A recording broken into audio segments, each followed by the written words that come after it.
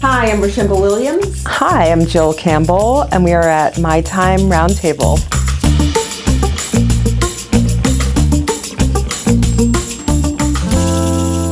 What challenges did you face telling Jule Campbell's story, and how do you stay true to her vision? I mean, the challenges, there were so many challenges because you wanted to tell it authentically. I wanted to, her life and her career was so important. Mm-hmm. I think the biggest challenge was showing how she didn't objectify women or produce gratuitous shots. And she used to get a lot of that critique. I wanted it to come across that Jule was an artist and that she was creating artful photos. Mm-hmm. And in doing that, it's almost by accident it became so successful, because if it was gratuitous, I don't think it would have been as successful. Right, it's true. I definitely agree with you.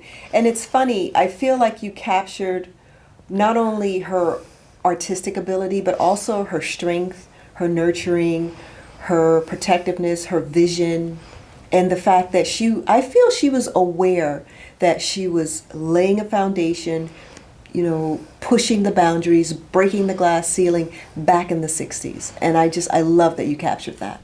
People were like, oh, it's gratuitous. That's because they didn't know the whole picture. Women who support women who see the beauty in women, why would you not want to support them? She changed my life. That issue is seen by an estimated 50 million people every year.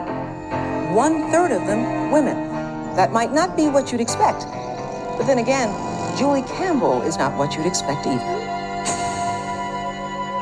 If you respect beauty, you've nourished your soul. What role do you think the media, especially outlets like Sports Illustrated, play in shaping societal beauty standards? Wow. Well, for me, personally, because of Sports Illustrated, the beauty standard of this, which is sitting before you, an African-American woman with dark skin who was probably at that time, I think first time I shot was in 1989, was not considered the standard of beauty or the girl next door. And Jule changed all that. Sports Illustrated flipped that script. So someone like me was presented to the world as a standard of beauty and as someone who was considered, sort of equal to my counterparts of, other nationalities. So it put me on an even playing field, and it also launched my career. So we all know that Sports Illustrated is a global iconic brand. Thanks a lot to Jule Campbell. But what it did for diversity, inclusivity, it broke barriers. I love that, and that was Jule. Yes. There was no question she wouldn't do that, because that's who she was. That's the way she saw the world. Jule saw the world from the perspective of, we're all beautiful, we're all women, and you can't tell a story about the history of women without including everyone. And that's what her mission was, I feel. She had women of, at that time, Christie Brinkley was, curvier. And then you had me, who was sort of, who was dark-skinned and, kind of really petite. And then you had the typical girl next door, like a Kim Alexis or a Heidi Klum. And then you brought in Tyra, who's kind of like more of a Barbie type. And she told the story from many different perspectives back then. Now it's considered the norm, but at that time it wasn't. It was not. Yeah. I think she told the story of American Beauty. American Beauty, there you go. All right. So what is the weirdest food combination you secretly love? Oh my God. Wow. What is it? I love avocados in smoothies, because it makes it really thick. Yes. So I always put an avocado in my smoothies. I don't know if that's a weird food combination, but it's really good. Yeah. What else? I think that's it. I like ginger in my gin and tonics. Yeah. Yeah. Sounds good. Okay, I have one for you. If you could go back and give your younger self one piece of advice, what would it be? If I could give my younger self one piece of advice, don't sweat the small stuff. You're going to be just fine, kid. Because, I was worried every step of the way. And I was so young when I left home to launch my career in Paris. I was 18, but I grew up in the Midwest, in Peoria and Chicago. And I had never been outside of my family home. I'd never been on a plane. And I just was terrified most of the time. I guess anyone would be. That was in 1987.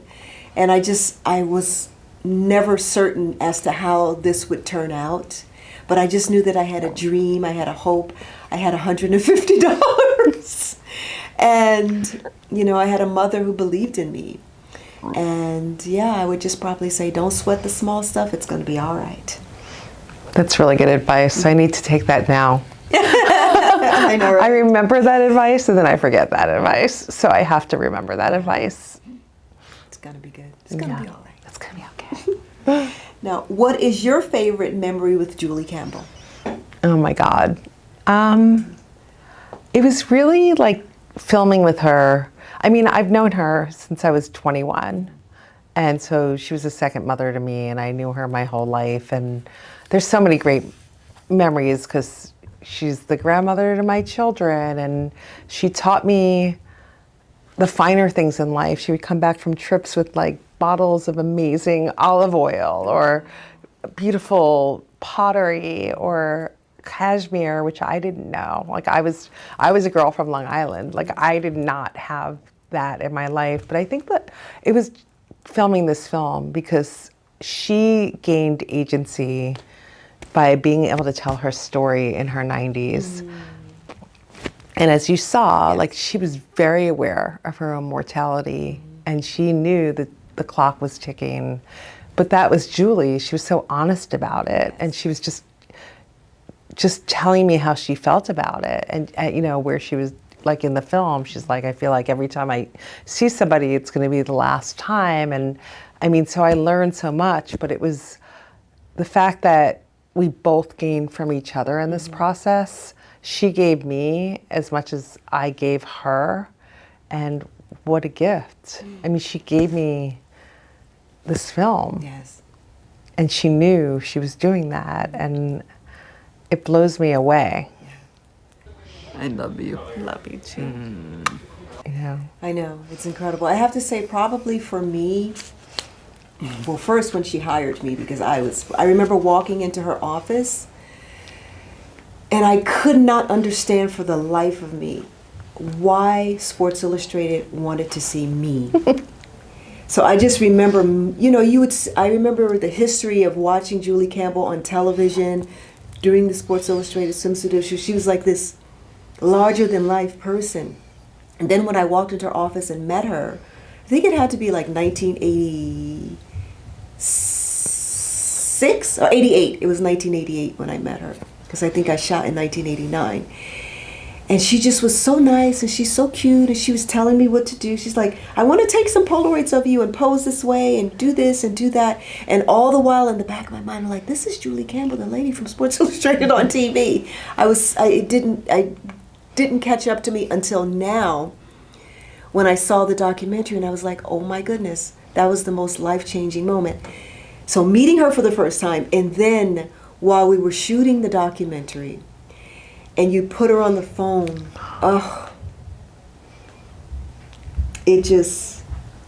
and I heard her voice, because I hadn't seen her or heard from her in 20 years almost. I think it was 2005 the last time when we did the making of the Swimsuit Issue in Bora Bora. Mm-hmm. And then 20 years later, so my mind stopped there in 2005. And then fast forward, I'm talking to her on the phone, and she's like, my babies, my girls, I love you. And I'm just like, oh my goodness, I will never forget that. That filled my heart. And it will sustain me for the rest of my life because she's my superhero. She is my superhero. Thank you. Thank you.